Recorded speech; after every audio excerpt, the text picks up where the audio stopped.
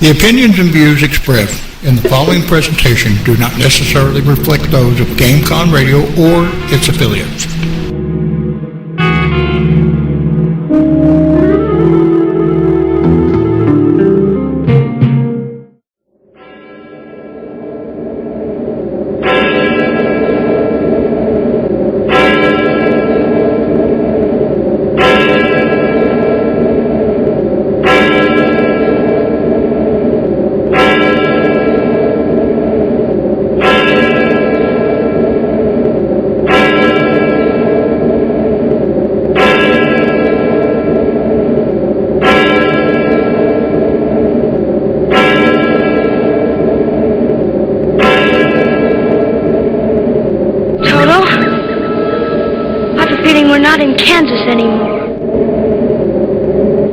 Mo Banshee's Lair, Visionary Talk Radio on GameConRadio.com. We rock your world.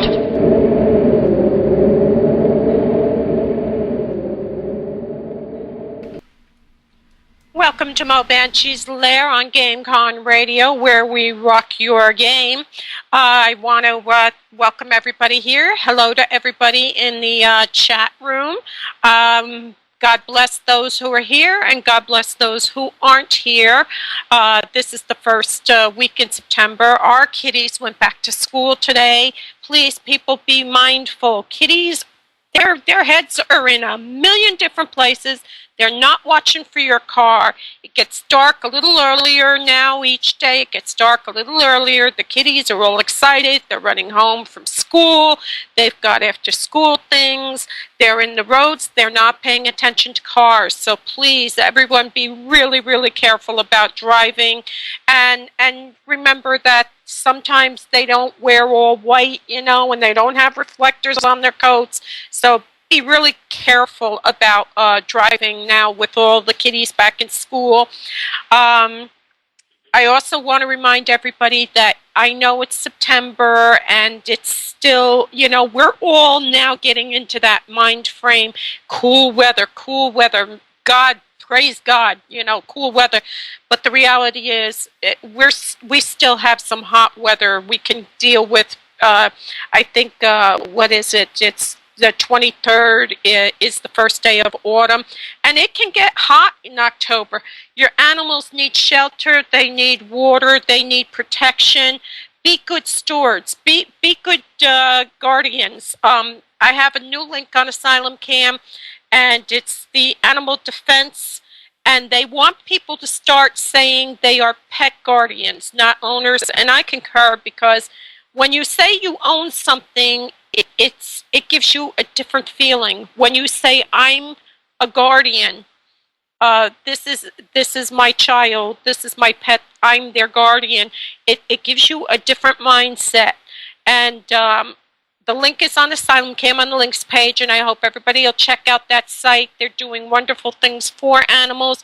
And remember, when you see an animal in distress, please don't turn a blind eye, because if they'll do it to an animal, they're going to do it to a kid eventually, and you don't want it to be your kid. So please, roll over on people that hurt animals, neglect animals. You see dogs tied to trees. You see horses out in the middle of fields with no protection.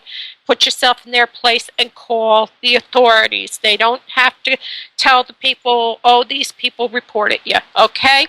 Our guest tonight, I'm going to bring him right into the mix, and we have a lot of other things to talk about tonight, but he's only going to be here for an hour, and his name is Mark Saffre. And let me bring up the page now so I can see what I'm doing.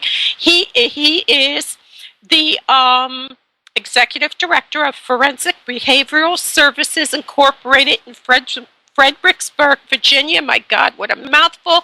Welcome to my lair, Mark. Hi, Mo. Thanks.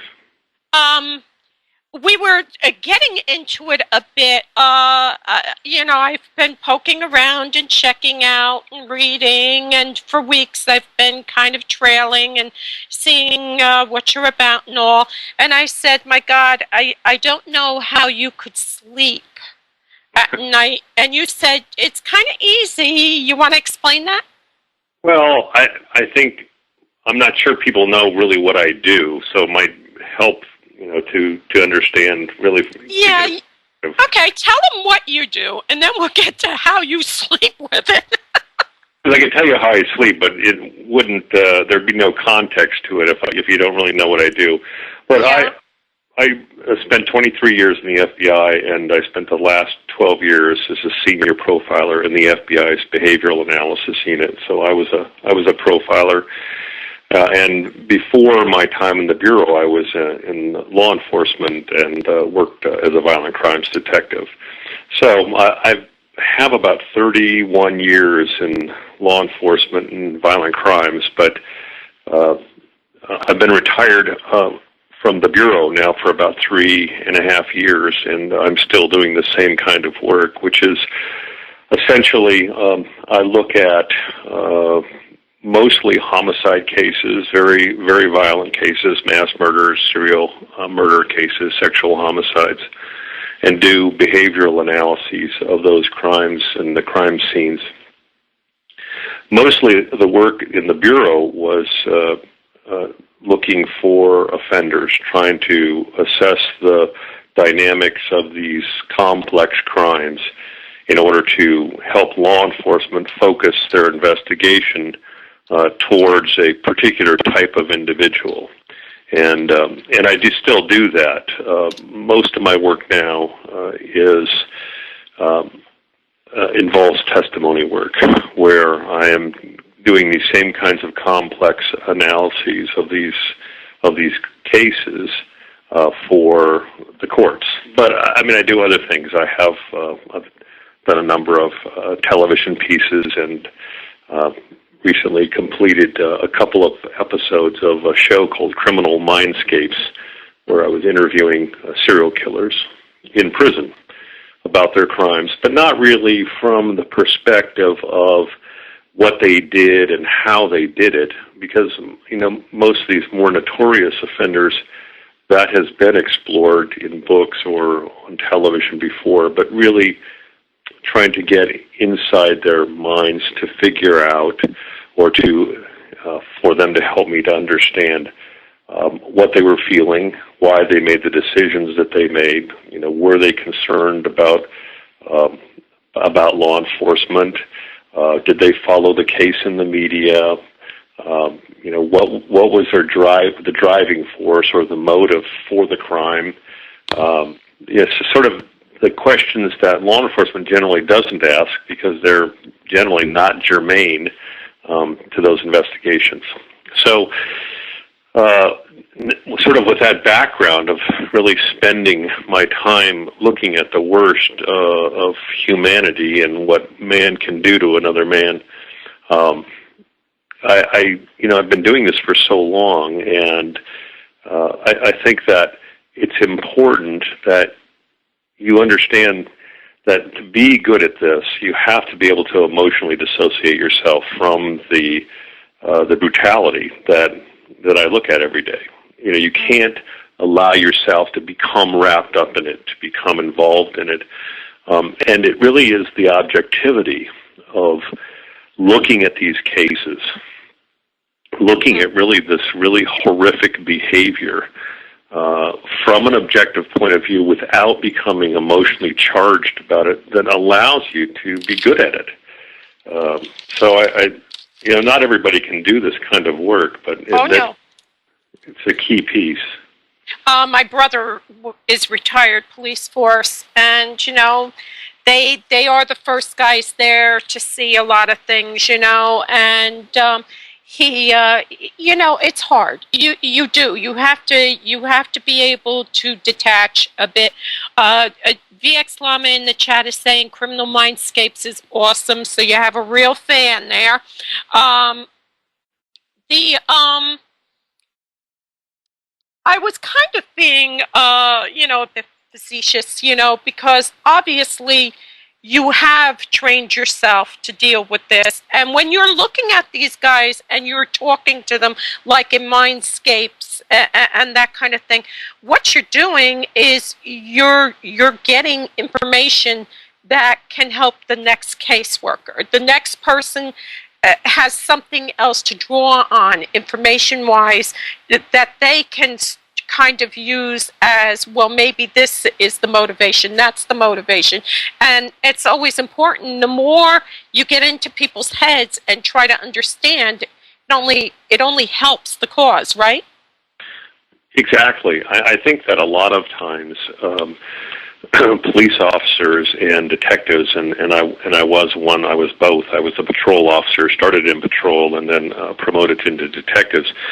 I think that in agencies where you don't work a lot of violent crimes, excuse me, when you are faced with a homicide or a sexual assault or a vicious assault, and you're not used to dealing with those types of crimes, you can become emotionally involved in these, and it can color your judgment. I've watched hundreds of interviews where the crime was so horrific, and the detective is interviewing a suspect, but he's so wrapped up in the vicious nature of the crime, and the detective is so offended that this translates into the interview. And what you're saying is absolutely correct. And that's one of the reasons when I'm interviewing a serial killer or a serial rapist, I don't treat them really any differently than anyone else. I don't say that the behavior is, I don't normalize their behavior, and I don't condone it. But on the other hand, I understand what they're doing, and in many cases I understand the motivations behind what they're doing. So I'm not abhorred by the behavior itself, and it's in that sort of a mutual type of, it isn't really a respect, but at least I'm dealing with him on a personal level, and it's to extract information. If you antagonize or you are not in a position where you're in control of your emotions and they overcome you, you basically can shut down these interviews. And then what you've done is the suspect no longer will talk to you, no longer has respect for you. You did not treat him well, and the information that you were seeking now is locked away. And so you have to, when you're doing these interviews, even in cases that really are very traumatic to deal with, you have to, and if you can't, then you need to get somebody that can. You need to. Excuse me. They have a story, and you want to get in there and find out what it was, why it was, the entire 9 yards, so you can take that information and apply it to the next case coming down the pike. And so you have to have at least the semblance of a rapport between this person, even though what they did is fundamentally against everything you exist for. You need to have enough of their confidence that you're not there judging them. You're there listening, kind of, right? Exactly, right. I'm my job, the way I see it, and it's different really from a detective, because a detective is trying to solve a case, but the same attributes and the same tools should be in use, and that is, you really are trying to build a rapport with an individual, and that doesn't mean you respect them, and for these types of crimes you certainly don't, and that's different than building rapport. Building rapport means that I trust you, that what I say, what I tell you is going to be the truth, and then I want the same in return from you. So you build this bridge between individuals in this level of communication. For me, I'm trying to get information that I can then apply either in research, in some kind of empirical research, or from my experience or experiential research for the next case, as you say. For the law enforcement detective, he's trying to solve the case. So he's looking for the individual to tell him, yes, I did it, and this is how I did it, and this is where I did it, and this is why I did it. And the ends, we're approaching the same ends, but just a little bit from different directions. Okay, you were in the FBI for 20 some odd years? Yes. Mm-hmm. And then you said you were assigned to behavioral analysis. Was this like, hey, we need somebody to start picking up the ball? Because as far as I can tell, behavioral analysis really started taking off around the 70s sometime. You know, right. Before, it wasn't quite as prominent, and then they actually took it as a serious tool, right? Right. No, we're not assigned. We're not assigned to that unit. Okay. It's a very competitive process. The unit is very small. The unit really, the behavioral analysis unit consists of 3 different divisions. And for people outside the FBI, it doesn't really make much difference. But there's a small group of agents that work on adult crimes, a group that works on crimes against children, and a group that works on, after 9/11, the director of the FBI created a 3rd behavioral group that worked on terrorism and threat assessment. And I worked in the adult crimes section, and there were only 8 agents in that unit that covered, the United States and all of our international work. So you can see that it's a very small, select cadre of agents.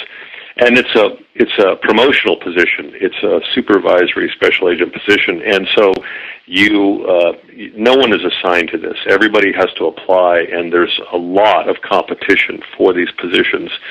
So, once you get in, and honestly, I would say that, and I get asked this question a lot because people are interested in becoming profilers, right? So they say, how do I become a profiler? And I explain that even when you get into the FBI, the process of becoming a behavioral analyst or profiler probably is going to take you 8 to 10 years to put yourself in a position to be able to apply for that position.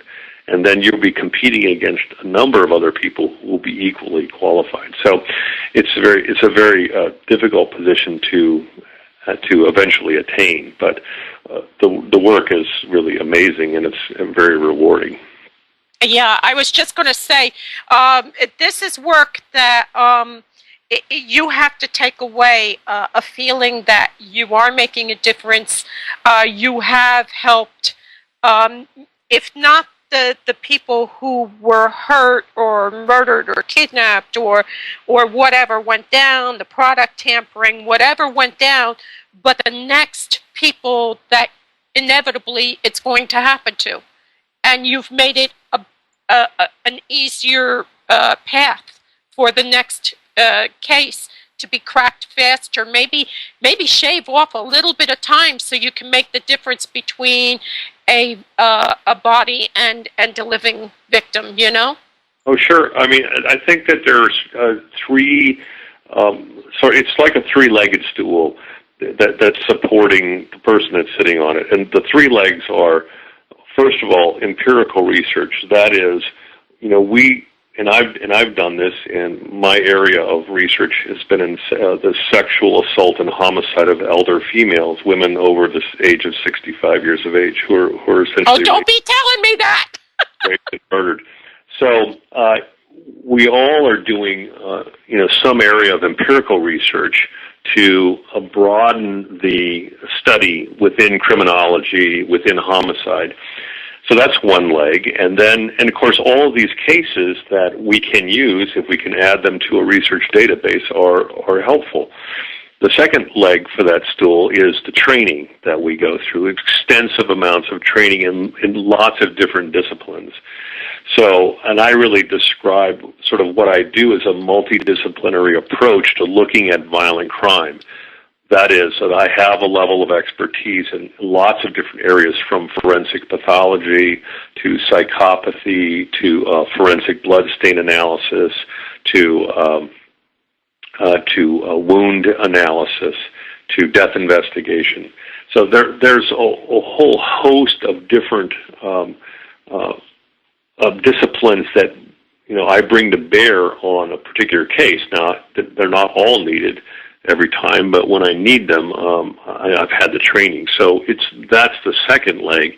And then the third leg is my experience of having really worked thousands of homicide cases, looked at and studied and reviewed, many cases, not only my own cases, but my colleagues' cases when I consult with them in a serial murder case, and in studying the cases in not only my research, but other people's research. So the experience, the empirical research, and the training are the three legs of, that give you this level of expertise that allows you to go out to a triple murder case that's very violent and very unusual, with a lot of activity going on, to an agency that maybe has one homicide every 3 years, and now they've got this triple homicide, and they essentially look at this case and go, "Oh my God, what is going on here? I have no idea." And I've seen that so many times. So when I look at a case like that, I generally can figure out relatively quickly what's going on. And as you say, I use that information and I share that through research and through lectures with law enforcement and many others, forensic nurses and victim advocates and public defenders and prosecutors. Mm-hmm. So your specific expertise, do you have a specialized, you said sexual assault of elderly women, is that your expertise area? Well, my expertise really, it's sort of, it's like a funnel. I work mostly adult crimes, and I work mostly in homicide or violent crimes, so sexual assault and homicide. And most of my work is in sexual homicide, and then I sort of did a subspecialty where I actually conducted my research and published a number of papers and book chapters on the sexual assault and murder of elderly women. So I would say that that's probably the area, sexual homicide and homicide, serial murder, mass murder, are the areas that I work in. And it's still the type of work that I do now, both criminally and civilly. Mm-hmm. We do have a call-in number, and after the break, we're going to open it up. It's 417-553-4277, and I will be announcing it after we come back from the break, so don't everybody, run around looking for pencils and stuff. But we will be taking calls if anybody has a call that they want to put in. How did you become an expert? You are literally, the more I dove into this, I have to say I am so honored that you came on the show, because you really are the go-to guy. How did this happen that you're such an expert? I think it was a long process. I started out in law enforcement after I graduated from college. I started out on patrol, I went to detectives, and then I went into working on homicides. And actually was at a homicide school back in 1982. It sort of dates me. But a couple of FBI profilers came out to give us 2 days in this 2-week school of really how they look at violent crime from a behavioral perspective. And it was something, as a violent crime investigator, I had really never considered. I didn't have the training for it, and I was absolutely fascinated by it, a different way to look at violent crimes. And I had a couple of homicide cases that I was working on. One was a double homicide that has now been written, that a book has now been written about this double homicide. But I submitted that case to the FBI along with another case. And I started working with the local FBI office in California, and then I was working with the profilers back at the FBI's unit, back at the behavioral unit at the FBI Academy. And the more I worked with them, and the more I started reading about this discipline, and as you mentioned, it really sort of it was in its infancy in the 70s. It really got started then by my partner, Robert Ressler, and John Douglas, who sort of put this on the map. And I just realized that was something that I really wanted to do, and that I couldn't do it in local law enforcement. That really the FBI was the only place that was doing this, and that's what was the motive for me to join the FBI.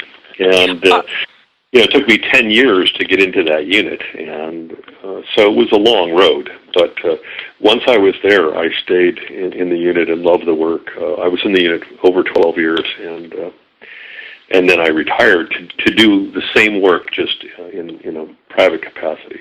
So I've always loved the work and find it fascinating.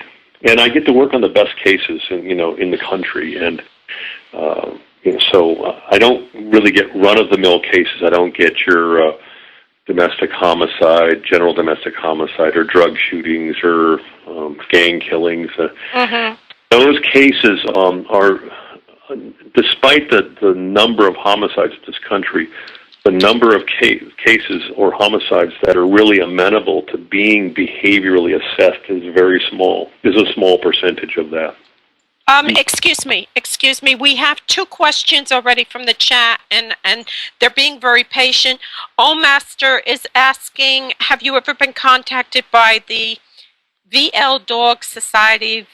I don't know how you would pronounce it, from Philly. It's the French, I guess, version of some kind of... Is he saying? Is he asking about VDOC? Yeah, VDOC, I guess. Yeah, I didn't know how to pronounce it. Have you ever been contacted by them? Have you ever worked with them?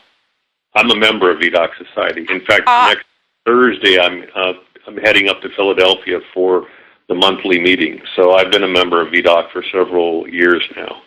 Well, Master is giving you a cheer. Yes, see that? Very cool. In fact, the VDOC Society just had a book that was published about its work called The Murder Room. And it talks about, the VDOC Society is a criminological society that it's very small. It works on cold case homicides, no charge to law enforcement agencies. And we meet once a month up in Philadelphia. It has members all over the world, but it's a very, very small organization. Very cool. Yeah, it's very nice, and we do great work. And once a month we bring law enforcement agencies with cold case homicides to the meetings, and they present the case, and then you bring to bear 50 to 50 or so people with an amazing breadth of expertise to weigh in on a particular case. And the other question is from Deadeye, and just before we go to break, which is in about 2.5 minutes, who is the creepiest criminal you've had to deal with? I mean, that, really even for you, who sounds like you never ever skip a beat, you went, whoa, that was creepy. Wow, that's a really hard question, because I've dealt with so many people. I don't know. I think that I would say that probably the sexual sadists that I've dealt with are probably the scariest group of individuals. They're very brutal killers. They're torturers. They're typically very difficult to catch because they're above average in intelligence.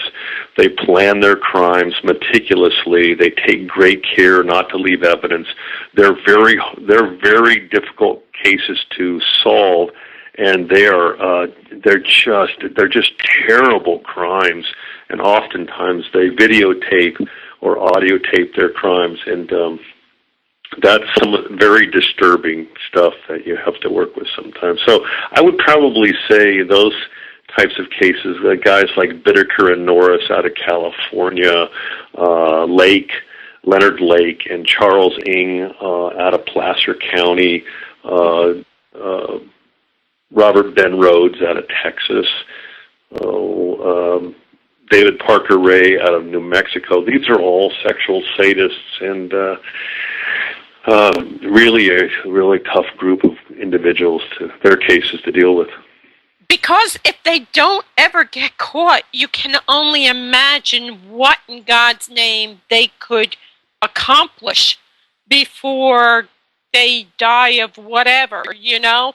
And once you've met them, you're like, holy smoke, if we hadn't caught this guy.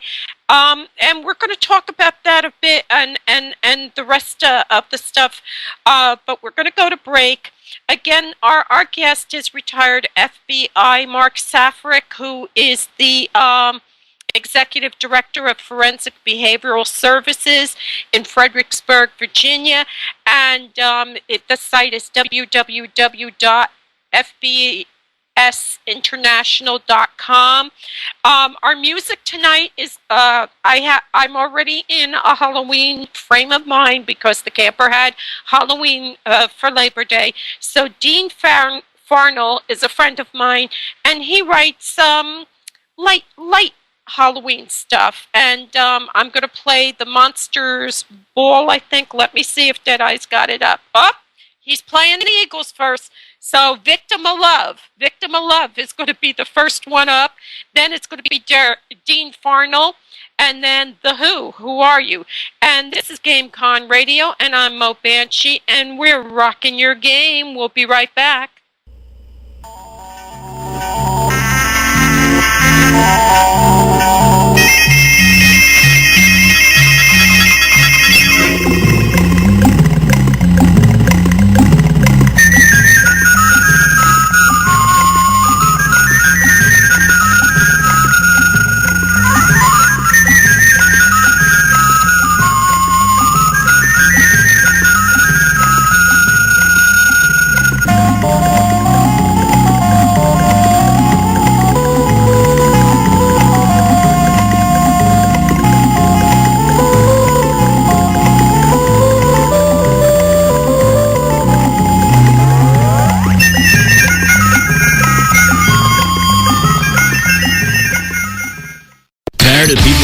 That you play your music too loud? Hey, turn it down, you freaking punks! Well, turn up the volume and rip that sucker's knob off so you don't have to hear them bitch. GameCon Radio.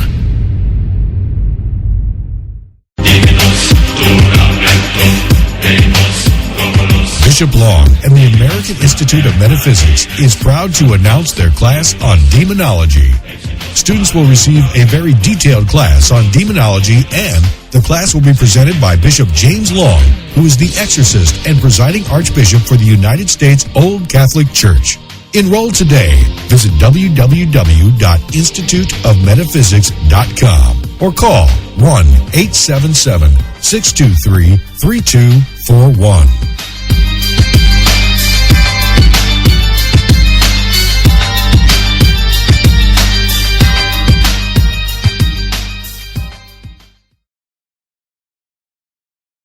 Welcome back to Mo Banshee's Lair.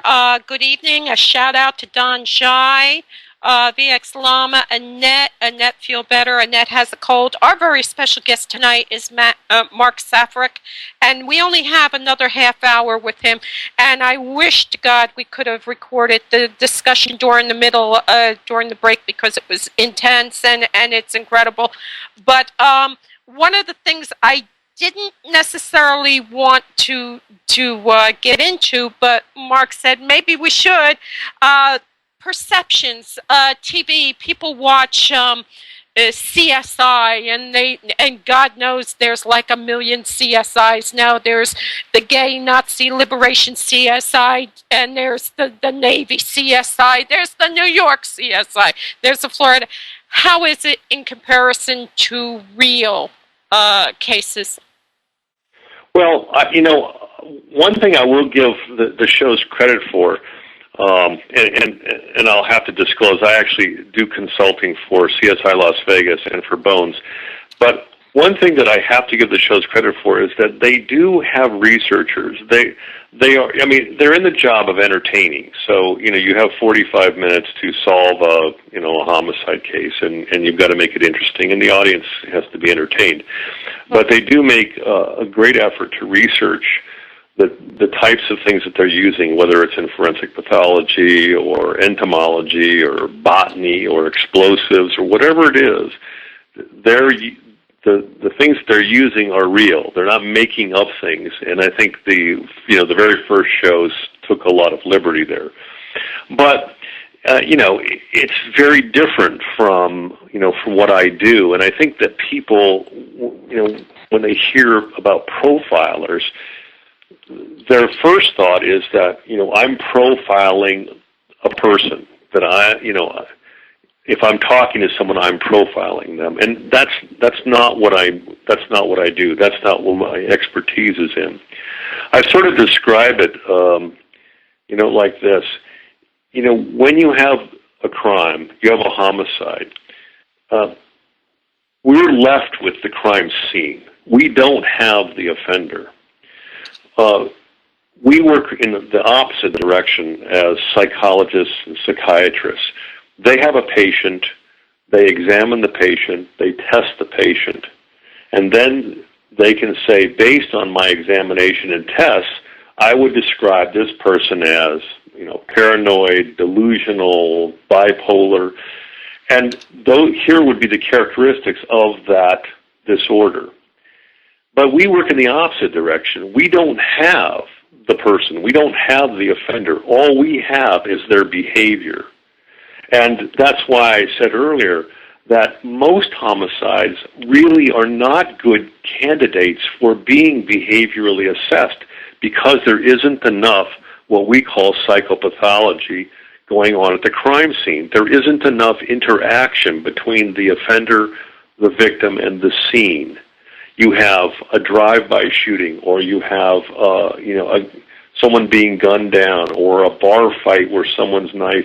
There isn't enough of really good behavior to do an assessment. So the types of cases that I work on and that others like me work on are at that sort of far end of that human behavior bell-shaped curve, that is sort of extreme end of behavior where you're dealing with very bizarre, unusual, complex, high-profile types of cases. Mm-hmm. And I'm looking at the behavior. I'm integrating the behavior with the forensics to figure out the story, because there's always a story, and we just have to figure out what the story is, and we have to be able to explain it in a way that makes sense, both in time, in a temporal sense, and in a chronological sense, so that it all fits together. You can't have pieces that you can't explain. You have to be able to explain why certain things were going on, and that's my job. And that's really the process that we call criminal investigative analysis. And from that, it's really, I would describe it really as a two-part process. The first part of the process is the analysis. So I've got say for instance, a triple murder case with, victims, a victim in the house, victims in the yard. You have a lot of blood everywhere. You have multiple weapons. You have a lot of movement around. So you have a very complex type of scene. I need to do that type of analysis. I need all the crime reports. I need the crime scene photographs, sketches and drawings, measurements. I need the autopsy reports, autopsy photographs. I need the what evidence was collected and what evidence was tested, and any expert reports like toxicology or blood spatter. And I take that information and I look at that along with victimology. In other words, why was this person killed? Why wasn't it me or you? And why was it on this particular day at this particular time, at this particular location?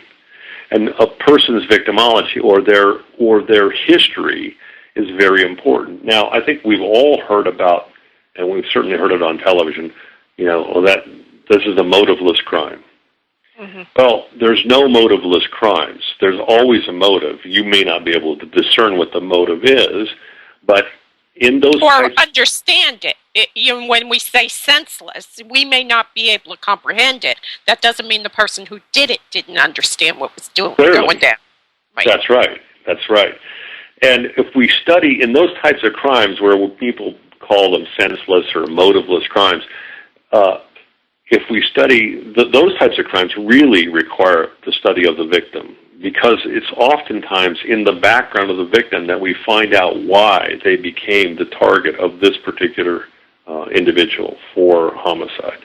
So victimology becomes very important, and that's a person's lifestyle, their sexual history, their drug history, their social history, their work history.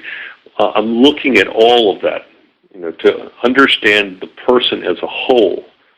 And then I'm looking at other things like the method of death. How was the victim killed? Was the attack up close and personal, or was it distant?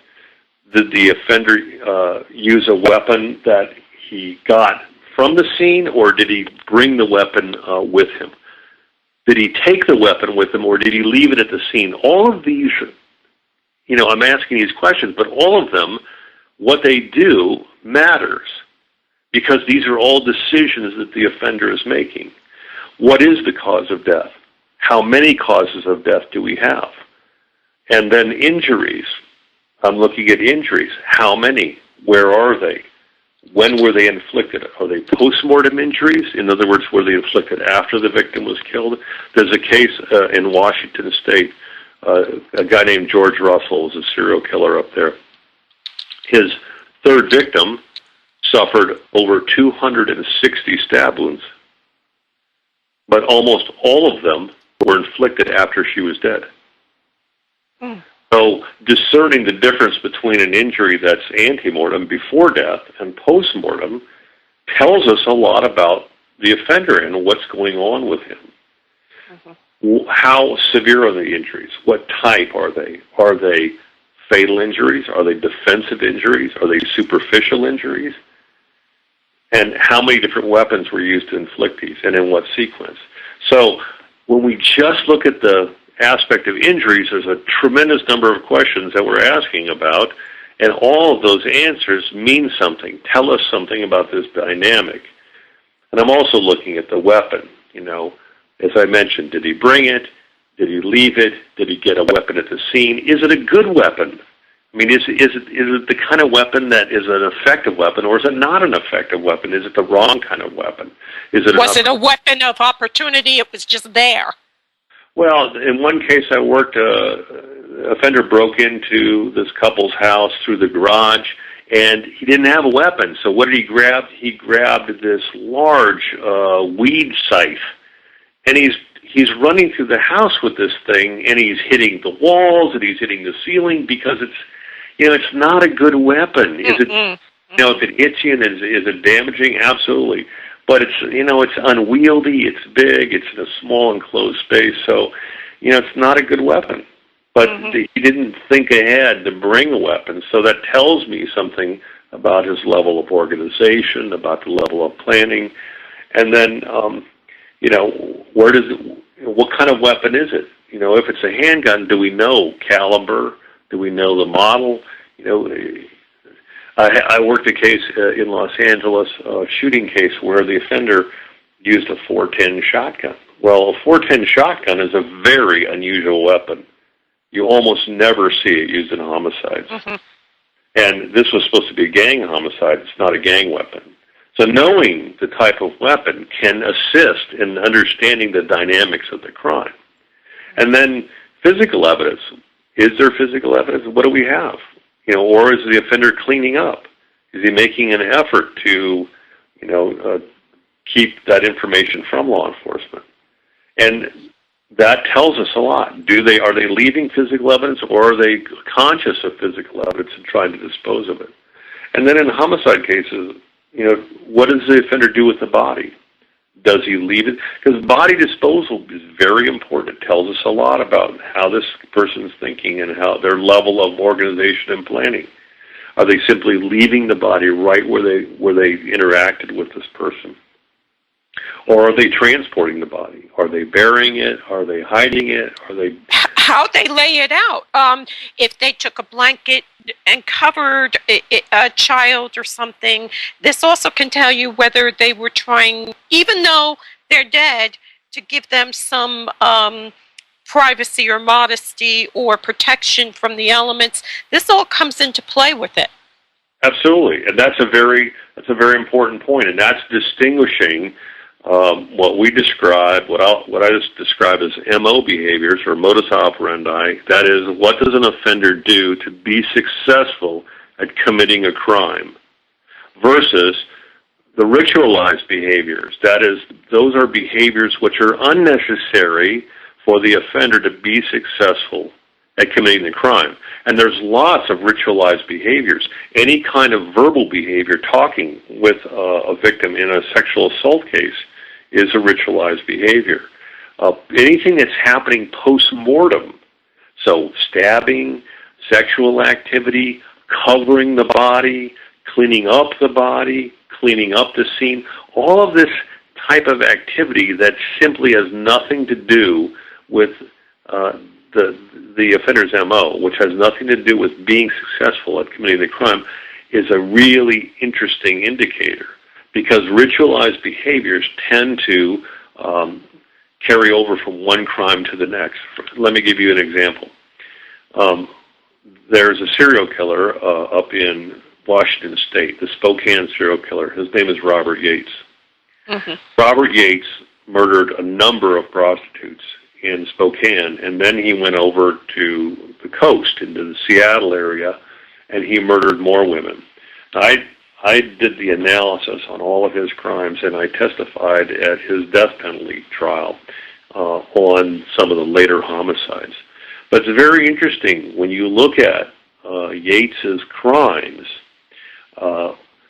over the 23 years that we are aware that he was committing homicides, that his MO behavior from his first crime, which was a double murder of two teenagers, to 23 years later, the last murder of a prostitute that we're aware of, his MO changes dramatically. He learns to be better. He learns to be a more effective killer. But his ritualized behavior, his personalized behavior, that behavior which is need-driven through psychological and emotional needs, is present in the first crimes, and it's 23 years later, it's still present, the same type of behavior.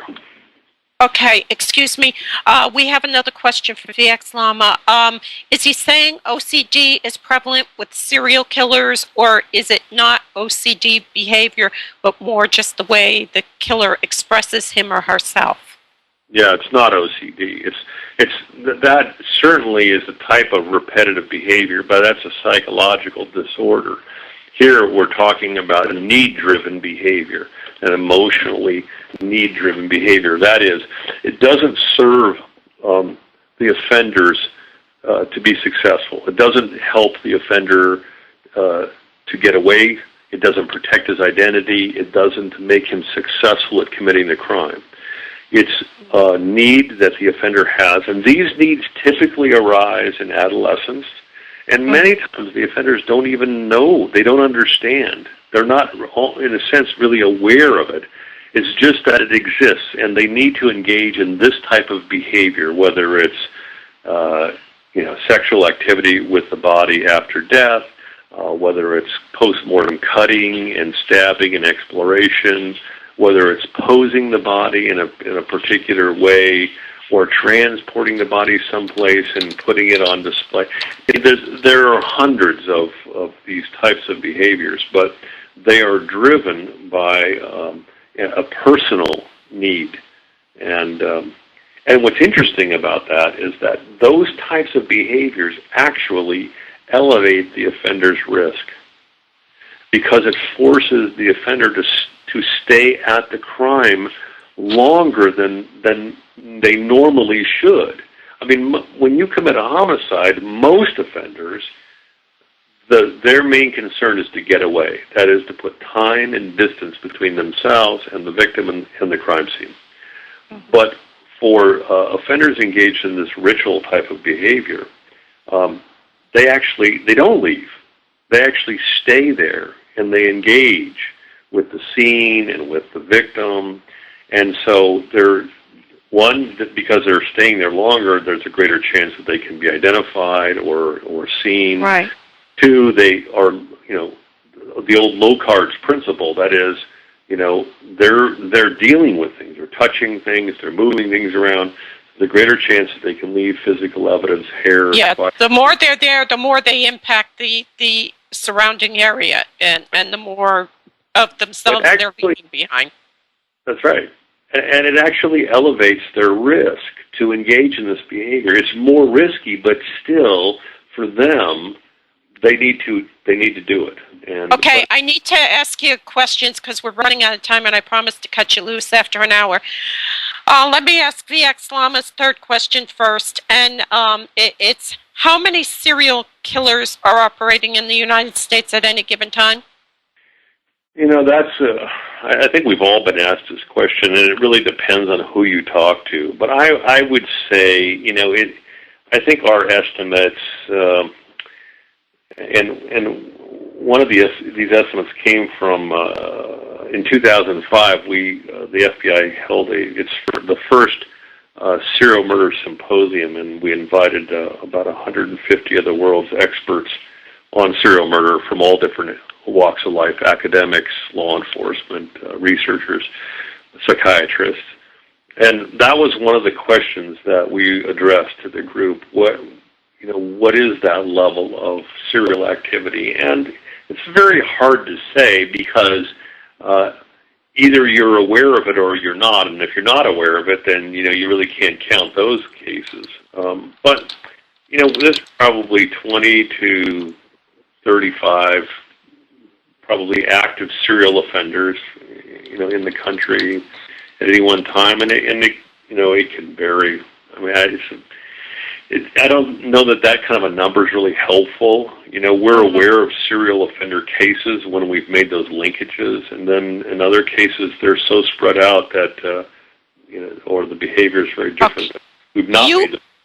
Yeah. You have a friend, Alan Jacobson, and he has a personal safety pamphlet out, and people can find it at www.7thvictim.com/safety/. I was reading through it. Mm-hmm. Staying safe from serial killers to identity thefts, a primer to get you out of criminal crosshairs. I'm going to be putting that link up too so that people can check it out, because if there's, all right, let's just conservatively say 25 serial killers. That's 25 too many. That's just too many, And that leads us to the last question I'm going to ask you, and it's from Dawn Shy, our very good friend, the parapublicist. She's asking what makes one person who seemingly was raised exactly the same way as a brother or sister in the same house, and one becomes Ted Kaczynski or something, or Jeffrey Dahmer, and the other doesn't. Yeah, it's a question that has been addressed for a long time, and that is, what is the ideology of this level of violence? Are serial killers made? Are serial killers born?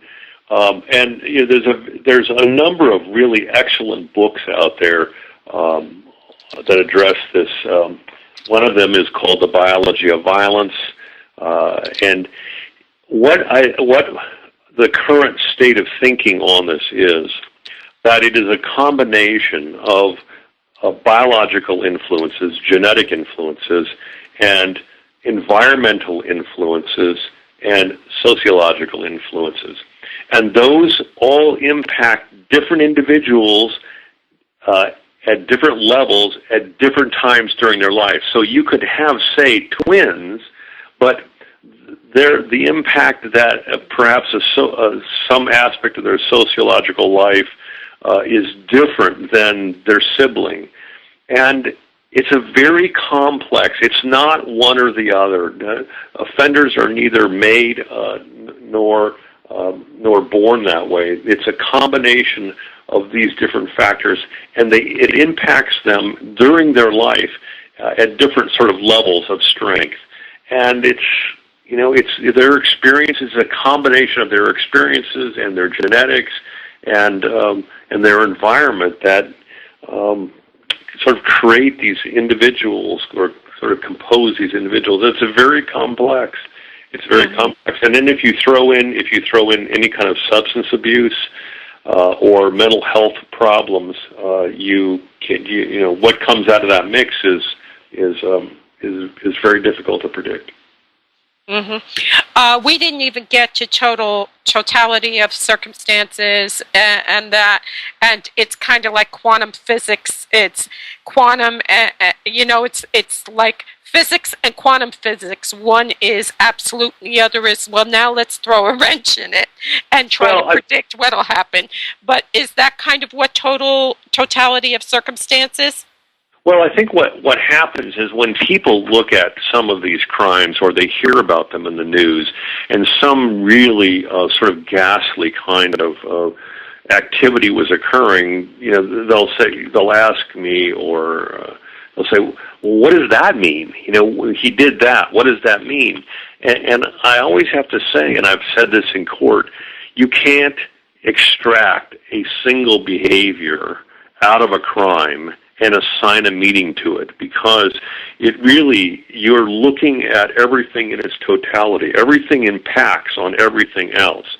What he does, what he's thinking, and the environment in which he's in, all have an impact on him.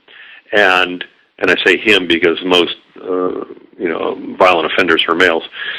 But you can't just take out a piece and assign a meaning to it and say, well, this is why he did this. This is what that means. It doesn't work that way. You have to evaluate everything in a violent crime within the context of everything else, and it's what I call the totality of the circumstances. It's all together. And you can't evaluate one thing without evaluating everything else. And if you try to do that, and you try to assign some kind of interesting meaning to this one act that he engaged in, more than likely you're going to be wrong about it, because you didn't take into consideration anything else, any of the other dynamics that were happening in that crime. And that crime is that interaction between the offender and the victim and the scene. People seem to forget about the scene, but the scene can play a very large role in, depending on the case, on the interaction between these two individuals or multiple individuals. So it's always, and that's why I don't like to do threshold diagnoses. If someone comes up when I'm lecturing and a detective says, hey, I've got this homicide case, can I just run it by you real quick and tell me what you think? And I say, I really can't do that, because the biggest problem is that you're filtering the information. I'm not looking at the reports, the photographs. I'm not making that interpretation. You're telling me what you think is important. Right, you're telling me what you think is important, and that it may be, and it may not be, and that's the problem. And I can't tell you something in 60 seconds or 2 minutes about your case. It's not fair. It's not fair, especially to the victim, because I'm doing a disservice if I do that, because I could be really wrong. So I try to avoid doing things like that, and it's a very time-intensive kind of analysis, and you have to look at everything. And as I said early on in our talk, I do this very objectively. I don't have a dog in the fight, right? I'm not a part of an advocate for the victim's family or offenders. I let the behavior stand on its own. I'll tell you what I see. I'll tell you what is happening here. And I'm not emotionally involved in this, and I stay objective. And that allows me to really figure out what is going on between the offender and the victim. What is that dynamic? And what does it tell us about the offender? And what does it tell us about the needs that are being met or not being met in this crime? And that's very important, because if you lose that emotional objectivity, then I think you cannot, sometimes I feel like I'm the last person, I'm the last vestige that's standing for the victim, because many of the cases that we get, these complex cases, are cold by the time police bring them to us because they have run out of leads. There are no more leads. So now they're saying, can you look at this case behaviorally and tell us if there's anything else that we're missing here? And that's a very difficult charge. This is like incredibly fascinating, but we're already running late on the break, and I promised to cut you through. Maybe you'll come back and visit us again. Sure.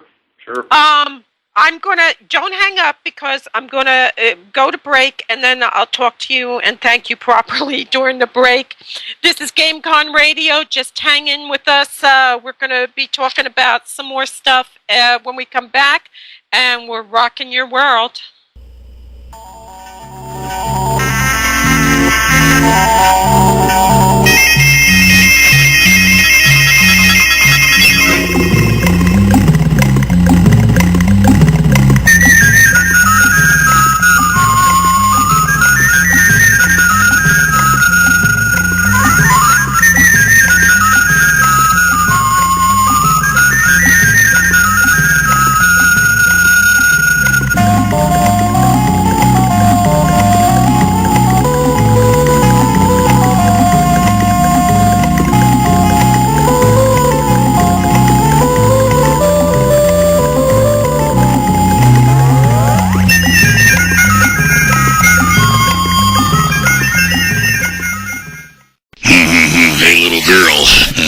What would you do for a Klondike bar?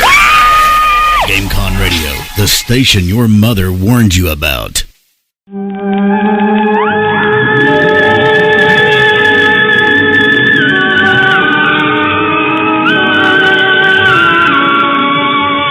Just a reminder, guys, all our talk show hosts here at GameCon Radio volunteer their time, but you can always show your appreciation. Click on the tip jar and give them a little love. I'm sure maybe your predictions will come out a little bit better. And that's how we roll here at GameCon Radio. We rock your game and your paranormal.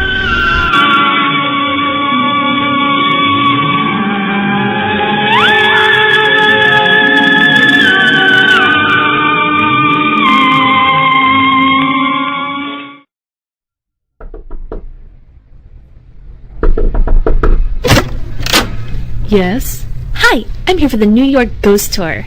Sorry, we're closed. But you can come back next week. Next week? Forget that. I'll just go check out another place. Trust me, there's no place half as interesting as ours, dear. That's so not true. What about the Shanley Hotel in Napanock? Once you've been to one haunted hotel, you've been to them all. Not like this place. The Shanley Hotel dates back to 1845, and since then it's been a hotspot for paranormal activity. Mysterious music, smells, whistling, doors opening, footsteps, almost everything you can imagine has been experienced at that hotel.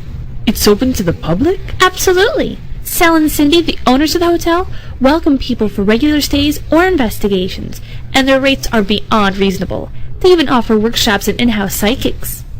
How did you learn about this place? By visiting www.shanleyhotel.com. You can get history, investigation info, and much more. Thanks, I think I will.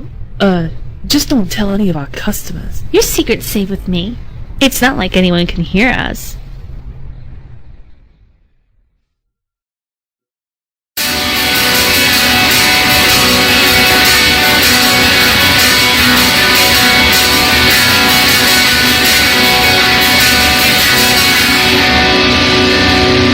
You'll see and Christopher Lee standing at the bar.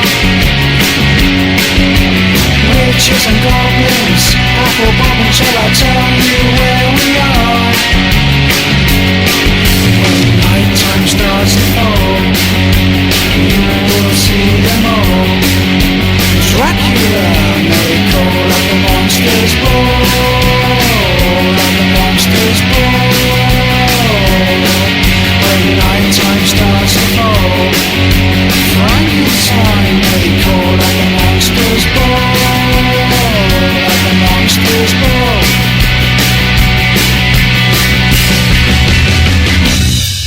All the freaks that we meet, we're in for a treat, and we'll bounce some witches brew. I got the Adams family to dance with me, and witches after you. When night time starts to fall, you will see them all. Stephen King may call out the monsters ball, out the monsters ball. When night time starts to fall, Vincent Price may call out the monsters ball, out the monsters ball.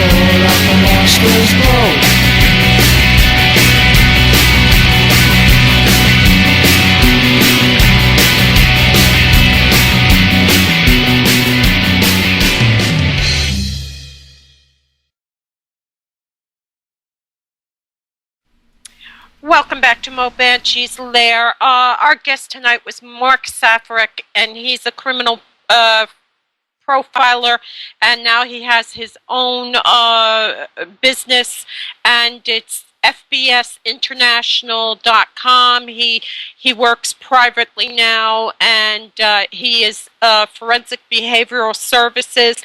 And it was a very interesting show because one of the things that happens is, you know, we look at it, they're not like your police force. They're not like the detective trying to worm out a confession. What they are is they're trying to get into the heads of this criminal and find out why he did certain things. What did it mean? What did he get out of it? Everything that motivates the crime. That's you know, that's how you know, he works. And like he says, he doesn't he tries to put it out of his head. Look, this guy is the scum of the earth, and I'd really like to come over the table and kill him, because if he doesn't build that rapport with this person, they're not going to tell him what he needs to learn. So the next case, maybe they can save a life, you know? And it's, John Shy made an observation in the chat earlier. She says, it's like being an investigator. Well, it's like being the kind of investigator I am. When I'm called in and I see families in total disarray, and I'm not talking about I get a call, well, I got a ghost, do you want to come in and check it? I'm talking about something where people are sitting there crying and stuff. I can't get into the emotions of it. I need to be looking at everybody in that room or that home. I need to be understanding why they're doing what they're doing, what's causing it. It could be environmental, it could be anything. But I'm not going to help that family if I get into this mode where I'm being drawn into the drama. You can't do that. Once you get drawn into the drama, you're of no use.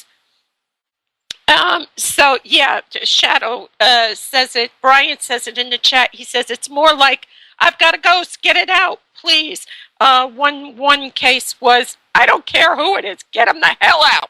And, that's what we walk into. We don't get, well, we've got a ghost. You want to come and investigate? That kind of thing. Because, I'll be honest, I don't have the kind of money. What Mark does is, he said the more complex it gets, the more he's drawn into it because he needs. Good night, Smoochie. Thank you so much for coming on. Smoochie, homeroom, DJ on 8 to 10, Tuesday nights before me. The best music coming and going on GameCon Radio. Homeroom, DJ Smoochie. Night-night, thank you for all your support. But what he does is he's not there to judge the person. He's there to find out what's happening. Why this had to happen. Why did people have to die? Why did this all go down? And it's not because he's going to help the people who died. It's because he's going to help the next victim coming down the road. And I wish to God we didn't have this kind of thing going on, but we do. It's very sad. We'll be hearing from Mark again. I've asked him to come back. Everybody loves him, so I definitely am going to ask him to come back again. And maybe after the new year, we'll get Mark on and we can get him on as guest. I'm being hailed again. Want to do another break or not? Yeah, we'll do another break. Well, maybe not. No, we'll blow through the next break, I think. That sounds good to me. We did run a little late on the break, but I really wanted to try to get everybody's questions in. And Don Shy did ask a question in the chat, which I asked Mark during the break. And her question was, has he ever advised a television show or documentary? And they kind of dressed it up for their purposes, and he said no. He said that when they ask for his advice, it's usually to make more realism, and they really don't change it a lot to where he's concerned, even though basically they have the rights and they're doing what they have to do to make this entertainment. No matter how horrific it is on TV, it's entertainment. If you were not getting some kind of entertainment value out of it, you wouldn't be wasting your time sitting in front of that TV. So, if you were just watching some guy say, yeah, well, we went in and there was, you couldn't watch it.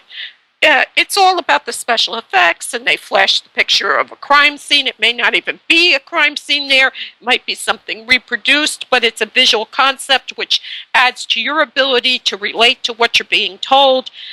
There's a lot of things TV does to dress up the story.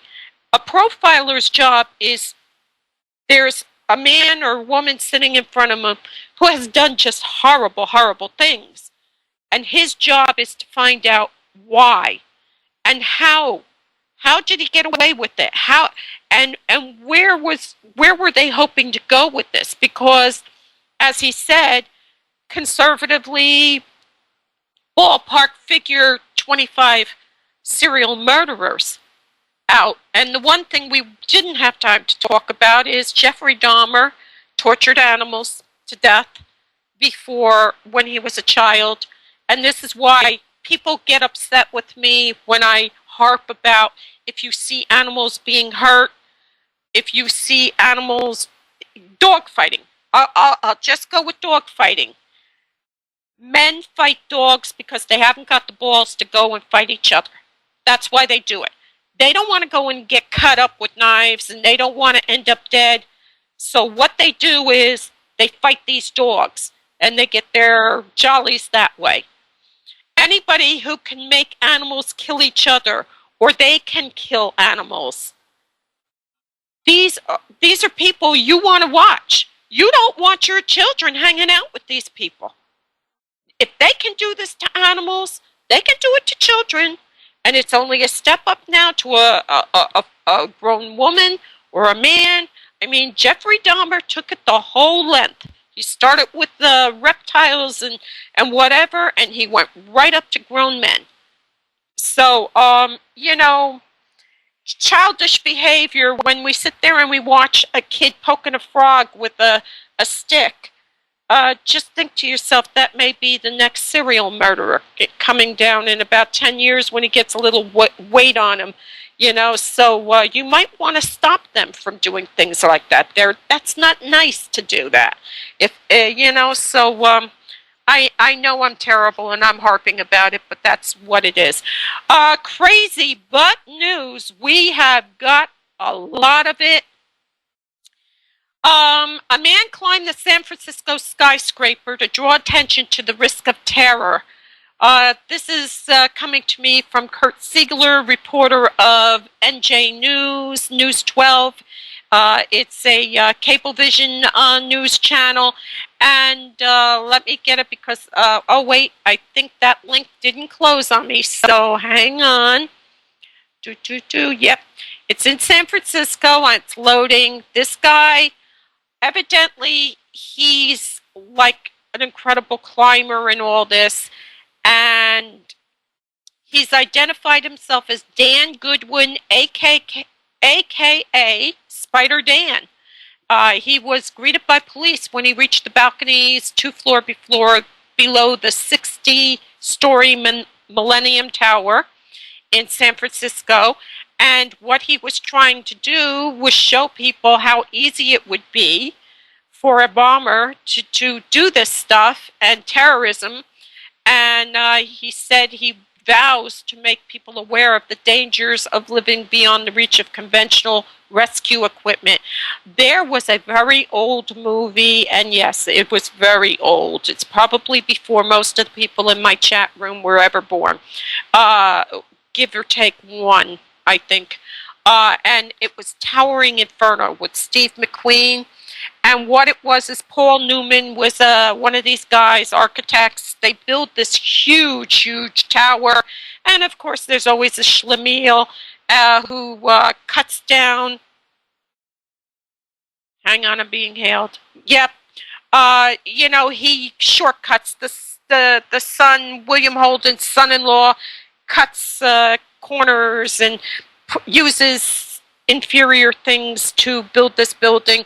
But the bottom line is a fire erupts like in the middle of it, and there's a whole bunch of building trapped up on the top of it, and there's no way for these people to get down out of this penthouse club, whatever it is, at the very top. And of course, it's one of those where they're going to have to save everybody. Back in the 70s, they did this stuff, and I watched these fires on TV and people jumping out windows. And the bottom line is there is no way to save these people at the top of these buildings. There is absolutely no way. What are you going to do? Fly helicopters back and forth and hope to God you can get everybody out? There is no way. Buildings should not be taller than our rescue equipment. And that's what this man is trying to say. Don't be building buildings that we can't get up and save people and children. We're building skyscrapers and we have no way to get up there and save the people in danger. You're going to have buildings, believe it or not, the Empire State Building has been hit by a plane. And it was an accident. And I think it was in the 50s. I remember it. I just don't remember exactly when.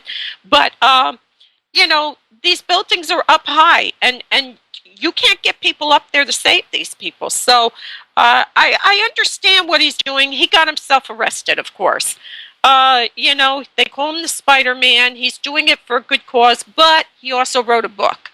So, who knows? Maybe it's a bit of publicity. Maybe it's not. But that's one of the crazy in the news today. Let me get the other crazy in the news. Okay. This is one of the big things on Facebook. Everybody is real upset, and I say, why not? Billy Ray Cyrus has a son named Trace. I got to tell you, right there, you know, you name your son Trace. I don't know. You know, why not pencil? I don't understand it, but can anybody hear me?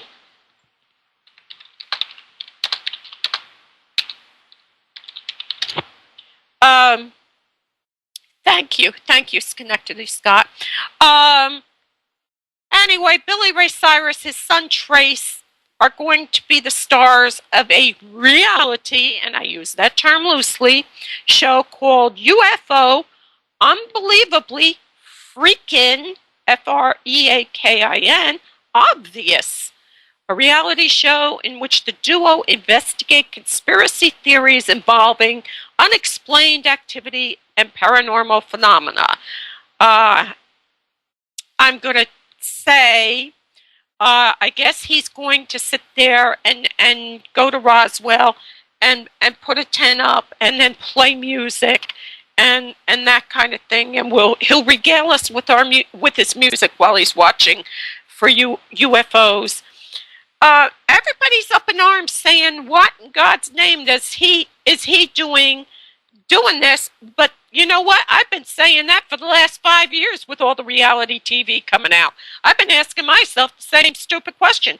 What the hell are they doing trying to tell people what to do about spirit activity or in their homes? You know, but, you know, I don't know what everybody's worked up about. Why not? At least he can entertain while he's doing it. He actually can sing and play a guitar. I don't know about his son, but maybe he's the comedy relief. You know, I don't know. All I know is, with a little luck, all the Disney lineup for the sitcoms will be abducted, and our children won't watch shows that make parents look like complete idiots and presidents look like laughingstocks, even if you don't like the President of the United States. That's what I'm being asked in the chat. Disney Channel. Miley Ray Cyrus has a sitcom on the Disney Channel, and Hannah Montana. And every little girl in the world wants to be Hannah Montana. Hannah Montana is supposed to be a 16-year-old who wears a wig, and nobody in the world can tell that she's actually Miley, whatever her name is on the show. That wig just does it all. Nobody she goes to school with knows she's Hannah Montana. And that shows you how ridiculous everybody thinks. You know, they're teaching our children to not only wear blinders, but wear earmuffs too. Corey in the House. Corey in the House. That does nothing but make the United States president look like a total moron.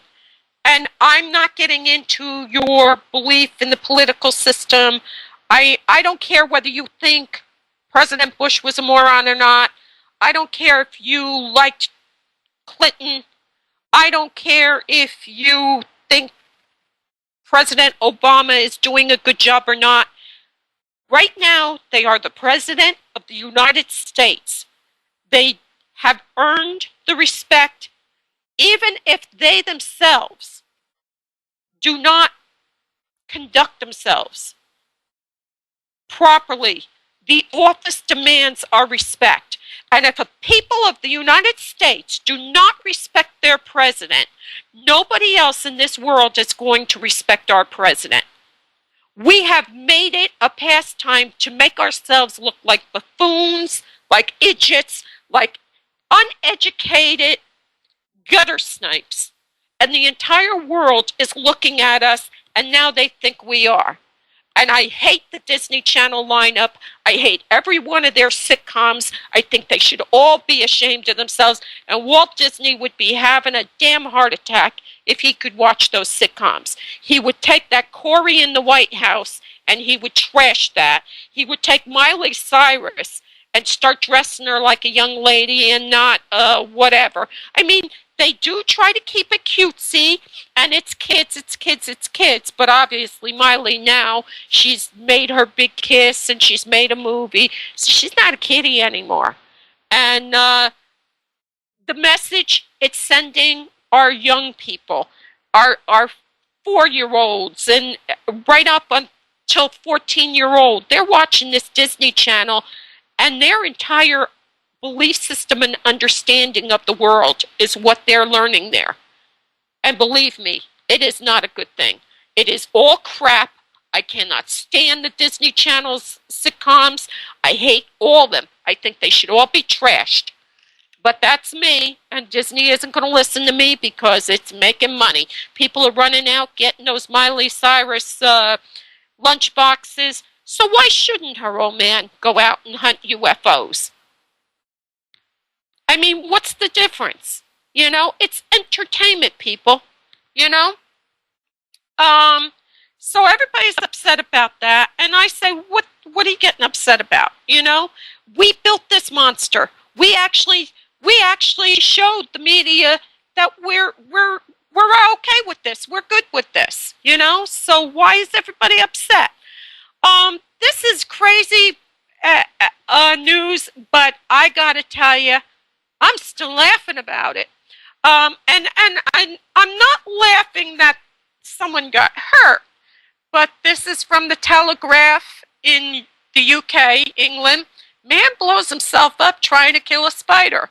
Man suffers flash burns after he accidentally blows himself up killing a spider. So the wife says, "Darling, there's a spider in the bathroom." This is in Clacton, Essex. And he goes in there and does the macho thing, and the spider hides behind the toilet. So he sprays it with something. And then, because the lighting's no good, he takes his lighter, lights it up, and blows up the room with him in it. Most aerosols have flammable ingredients. This is why in safety they teach you, put a lighter and shoot a bottle of hairspray, and you can use it like a acetylene torch. I don't know where this guy must have been raised on Disney sitcoms. He must have been watching Miley Cyrus and Corey in the House and the old whatever those two twins are, the boys. Where they Zach and somebody's sweet adventure.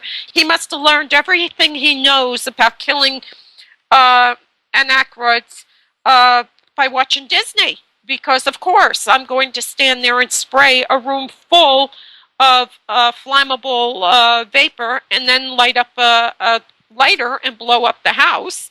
I'm sorry, I broke up laughing. I mean, moron. So if you spray, Jeff Foxworthy, if you spray a flammable fluid around your bathroom to kill a spider and then light a lighter, you're a moron. You're not a redneck, you're a moron. So that's crazy in the news. We've got some crazy stuff going on, people. I don't know if Brian's going to come on again on tonight. I know he's in the chat. I had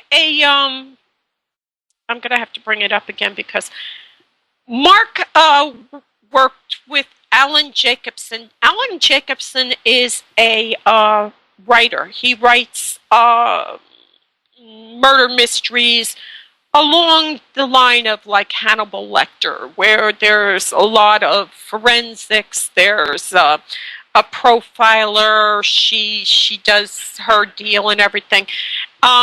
He wrote a personal safety pamphlet. I cannot tell people how important that is. I read it. You can download it. You can actually save it to your PC, and you can print it and give it to people. And it's www.7, the number 7, thvictim.com safety /. And I'm going to be putting that in the Podomatic. And the reason is, I read through it, we put ourselves in danger all the time. Or a mother who runs out of milk at night, and she never goes out at night, but now she goes out to the local convenience store in the dead of night, midnight.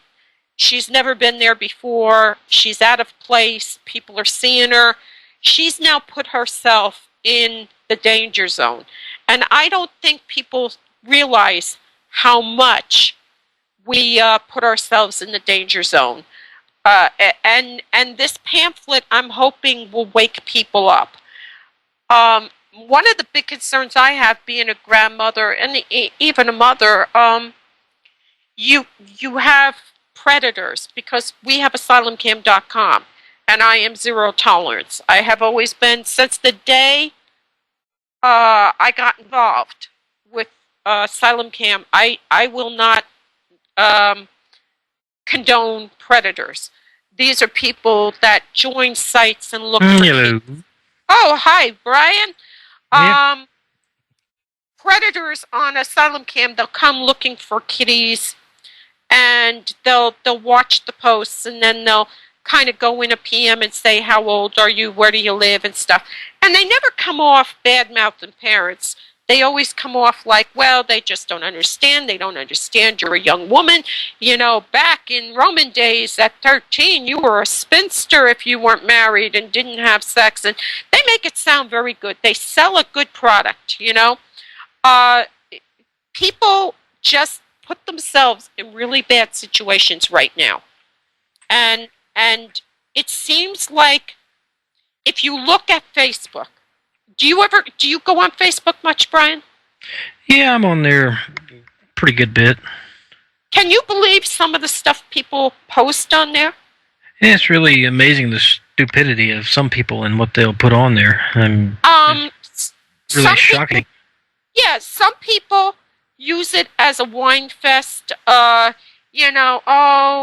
This one's being nasty to me, that one's being nasty to me. I mean, in this unexplained phenomena, paranormal, if you want to call it. I mean, the backbiting is unbelievable. You know, just everybody do what you're going to do and get off it. You know what the problem is? The money is starting to dry up, and everybody wants a bit of the money, and they're trying to tear each other apart for it. But some of the stuff I'm reading there, it's personal stuff that does not belong on the internet.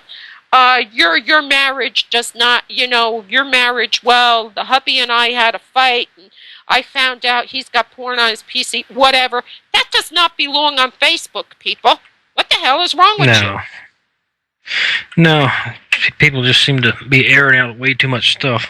Yeah, and they sit there and say, well, I choose who my friends are and stuff. But believe me, you don't choose who their friends are.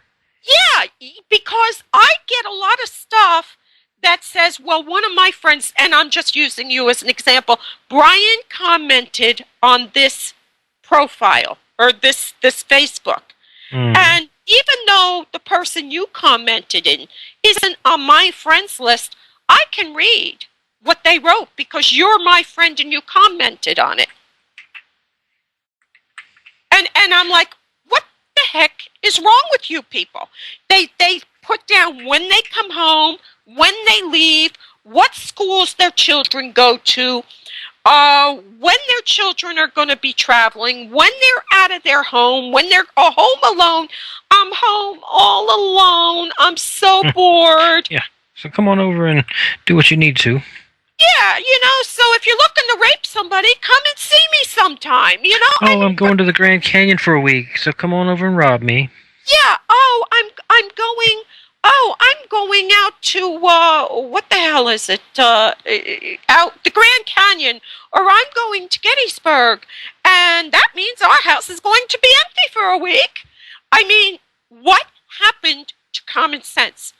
Well, I blame Disney for it, not Walt, but if Walt Disney was alive right now, he'd be crapping green with some of the stuff you see. Too much info, people. Have some respect. There used to be a day when your parents would say, that's stuff for your bedroom.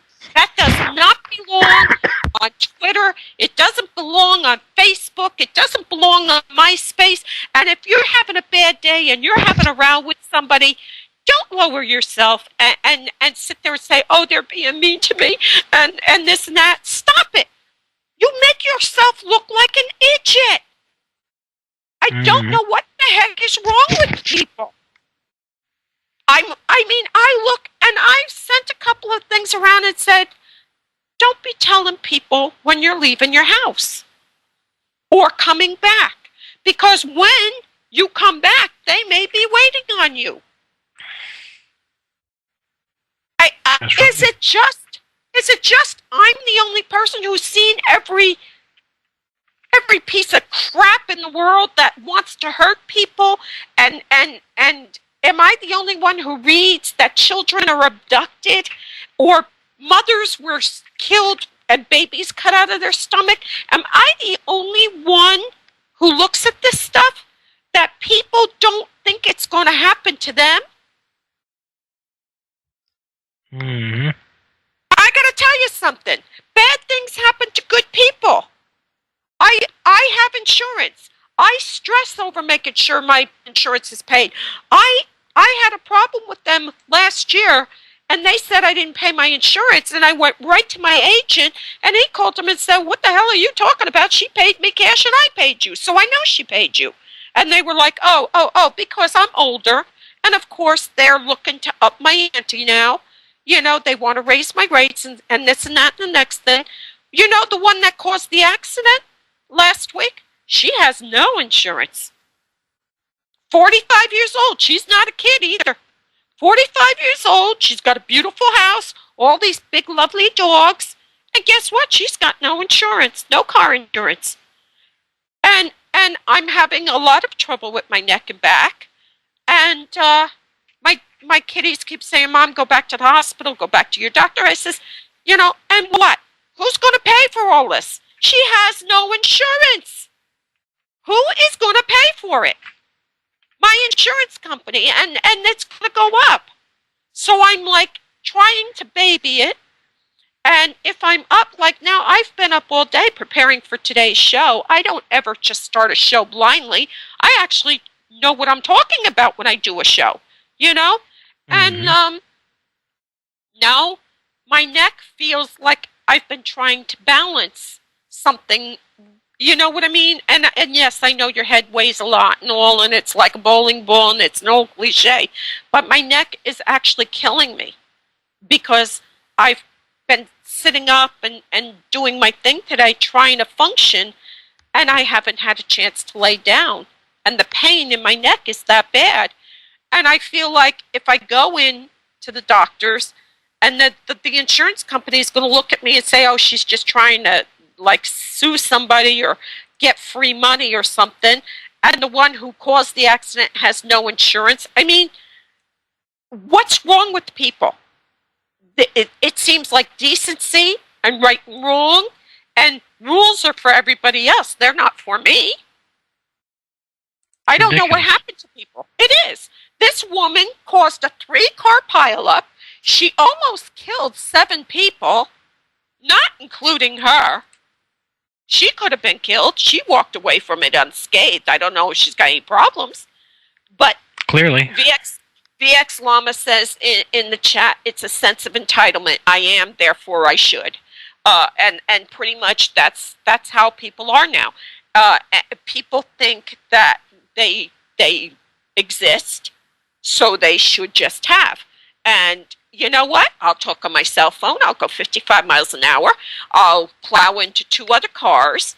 And so if the old girl in the front has neck injury and everything, who cared? She was sick already. So what's some more pain? You know, I don't have any insurance. What are you going to do to me? Frankly, my dear, I would like to see you put in jail for the rest of your life for what you did to me. Well, that's what they should do. Yeah. But they don't. They don't. You know, slap on the wrist and she'll be back driving. She'll be back on the phone. She's probably already in a car. She probably has another car in the family, and she probably already is in that. She's on her cell phone, too. Oh, yeah. And, you know, it's just terrible. You know, I don't know what's, you know, it's, I don't know what happened to people. And yeah, my site is asylumcam.com is a paranormal site. It is a site dedicated to unexplained activity, which we have a new forum, everybody. And it's Elementally Wiccan, which I thought was a cute name because there are 5 elements to the Wiccan mind frame, thought process, So we're inviting people who are interested in Wicca and who practice Wicca to go to the site and check it out and help teach others. I'm all about learning. Wiccans, the name, the word Wicca came about a lot of ways, but back in medieval times, they would say you had your wits about you because they usually were the people who knew what to do with herbs. They knew penicillin. They knew how to make it and that kind of thing. Do you know what I mean? And so, they would say they had their wits about them. They were witty. They knew things. And then Wicca kind of came out of that, which is something most people are not aware of. And I'm hoping that's going to take off. We got a lot of good stuff on the site, and I'm really hoping things are going to take off. Janet's saying there should be a device in cars that turn off cell phones so you can't use it except for emergency numbers. There should also be something. There is a device. It's called a driver. Yeah, it's a driver, isn't it? Isn't that our responsibility? This is what's wrong with people. We assume no responsibility for our behavior anymore. We just leave it to everyone else. You deal with my behavior. It's not my responsibility. I was watching, actually Teddy was watching him because he really likes this guy. I'd love to get him on the show too. Judge Joe Brown. He gets this chick on there and she's 26 years old and her little sister of 20 years old is suing her. And the reason is the older sister is trouble and she's got 3 kitties and no lights. So the younger sister, who's only 20 and has a child of herself and is putting herself through college, says, okay, use my credit information, get your lights on for your kiddies, and then $1,400 later, she's getting slammed with the bill because the sister hasn't paid it. And so Judge Brown is like, why aren't you paying her back this money? And she says, well, she was an idiot for giving me the information. That's the mind frame of people now. If you're stupid enough to try to help me, you deserve to be screwed. And I don't know who taught this young lady that, but that's the wrong attitude. When people help you, you are supposed to use that and make yourself a better life. And pay it forward. Help other people. You're not supposed to screw people. Our newsletter is out. The newsletter is called the Asylum Camp Periodical. It's on Mediafire/Asylum This is an incredible book. We have a contest that we're going to post for a short story on Asylum Camp. What we are going to do is have our members write short stories. Remember, we're PG-13. While I do not want it to be childish, I don't want porn in the site. If you're going in the story, if you're going to have Freddy Krueger raping everybody and you're going to dwell on that whole scenario, keep that in your personal collection. Yeah, staff can enter by all means. Let staff enter. You can enter because. I don't know who's going to do it, so everybody can enter. But whoever the winner is, their story is going to be published in the periodical, the next periodical. I think the cutoff date for it was October 30th or the week before Halloween. So everybody's excited now. See, if I tell them they can write scary stories, they're all happy, right? So, cool. Yeah, but getting back to safety and common sense and waking up people, please go to that site, www.7thvictim.com/safety, It's called Staying Alive from Serial Killers to Identity Theft, a primer to keep you out of the criminals' crosshairs. And I think when you look this over, you're going to see just how many times we actually make ourselves the victim by our behavior. I walk with a cane, therefore I do not go out at night by myself. I don't drive around with a handicap placard in my window. I see so many handicapped people with that hanging handicap placard, and they leave it there all the time when they're driving, like, see, I'm handicapped, you better watch out, you know? You make yourself a victim then. If you're repetitious, exactly, VX Llama, you're a good victim. If you're repetitious, you park in the exact same spot, you do the exact same things, you make yourself a victim because you can be counted on to do these things. If you go on Facebook and Twitter and tell people when you're coming and going and what daycare your child goes to, you are an idiot. You are a moron. You make yourself a victim. And if you actually think life is like Disney sitcoms, you're a victim because you're a moron. I don't know how many times I can say that. Mark was an incredible. I mean, I could have went on for 4 hours with that conversation. Next week, we're going to have Dan Lieb from the New Jersey Historical Divers Association, and I saw him on NJN, the news, New Jersey News 12. And he had been diving on a wreck, which they identified from one of the cannons they got from it. And we're going to talk about a lot of things, wrecks and in the waters in and around New Jersey, wreck diving, safety protocol, and that. And then we're going to talk about bringing up stuff from wrecks because, you know, the people that found Titanic and stuff, you know, a lot of people have been criticized for the Titanic company bringing up cups and things like that. But, and they say, well, it's a grave site. Well, so is King Tut's tomb. You know, there aren't any bodies there. And, you know, is it really such a bad thing to bring up these artifacts before they're destroyed? So people have a visual, so they can see where Lightoller said, Captain Ice, straight ahead, or all stop, or things like that. I went to the Titanic exhibit in Times Square, and there was a bowler hat, and you're thinking to yourself, my God, somebody was wearing that. You know, it brings the whole thing to now. And it's a physical something there. They had the bells, you know, the horns, and you're thinking to yourself, they were sounding before the wreck. So Mark is coming on, and we're going to have a lot to talk about with him. I think it's going to be a great show.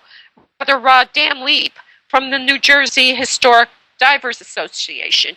And then on the 21st, we're going to have Jack McManus, and this is going to be great for conspiracy people because he has written The Insiders, and The Insiders pretty much is the John Birch Society laying out why they think that the insiders are deliberately causing the fall of the United States. So yes, Spooky has a big, big, big smile. So does BX Llama. Woohoo, conspiracy. And this is like one of the big ones, John Birch Society. So I'm over the moon to have Jack McManus on. On the 28th, we're going to have Visions Magazine, Tara Campia. She's going to come on and talk to us about Visions Magazine, which is a huge online paranormal publication. And then October 5th, we're going to have Final Exit. These people were the former Nightshade, assisted suicide. Jerry Dinson is going to come on, and that's October 5th. then October 12th, Liz Newcomb, who came on. She's a medium. She was on a couple of weeks ago and did her little debut with us. She's going to come on, and you will be able to call in and ask her questions and see if she can pick up anything about your life. And then New Jersey gal, Maureen Blaudricek. She's written a book called Pass Forward. She started asking questions about her Irish heritage, and she wrote this book about how she found things and the investigative part and what she's learned from it, and that should be really, really cool to listen to. A lot of our friends have things going on.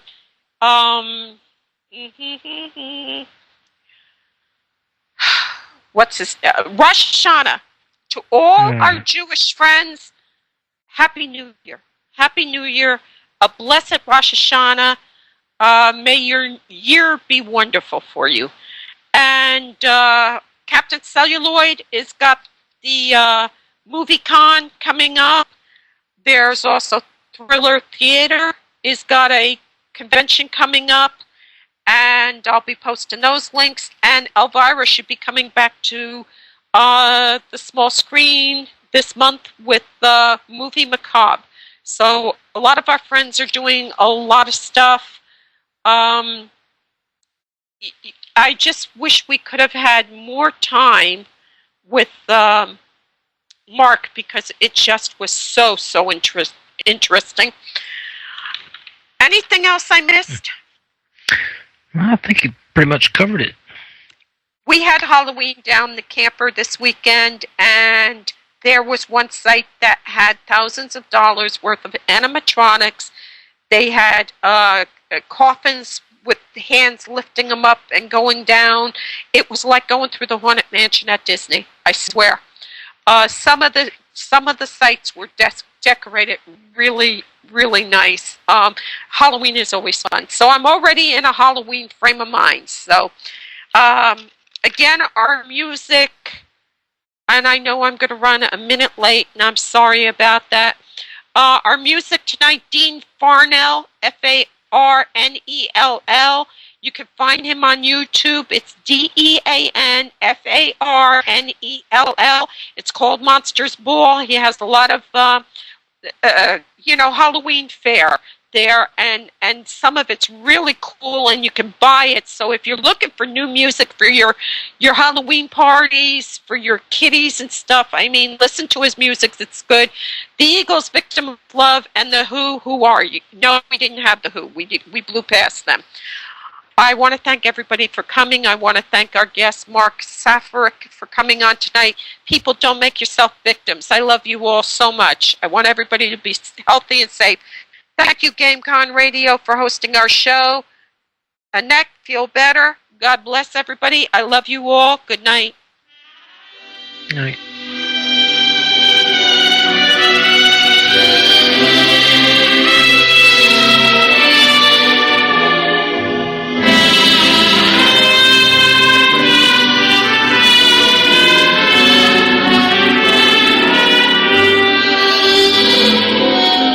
Thank you for visiting me at my lair. Mo Banshee's Lair is carried live Tuesday evenings at GameConRadio.com. Recorded shows can be heard at mobansheeslair.podomatic.com. If you wish to contact me, you can find me on the team page at asylumcam.com. Have a very cool week, and God bless you and yours.